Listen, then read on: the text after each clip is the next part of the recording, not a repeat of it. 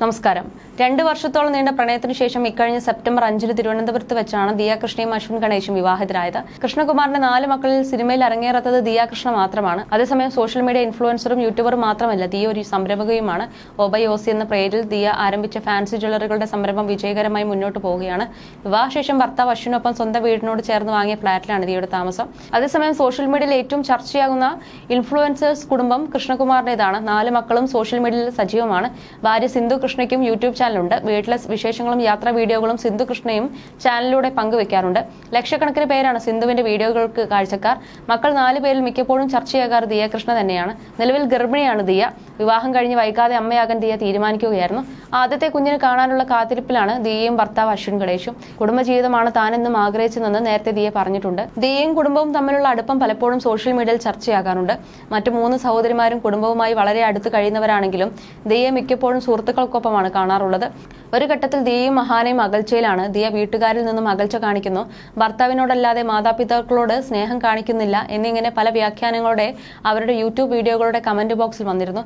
എന്നാൽ ഇടയ്ക്ക് താരകുടുംബം തന്നെ ഈ അഭ്യൂഹങ്ങൾ തള്ളിയിട്ടുണ്ട്. ഇപ്പോഴിതാ ദിയയുടെ പുതിയ വീഡിയോയിൽ സിന്ധു കൃഷ്ണ പറഞ്ഞ വാക്കുകളാണ് ശ്രദ്ധ നേടുന്നത്. 3 മക്കൾക്കും സുഹൃത്തുക്കൾക്കും ഒപ്പം പോയ കശ്മീർ യാത്രയിൽ നിന്നുള്ള വീഡിയോയാണ് സിന്ധു പങ്കുവച്ചത്. ദിയ ഒപ്പമില്ലാത്തതിന്റെ വിഷമം സിന്ധു കൃഷ്ണ പങ്കുവച്ചു.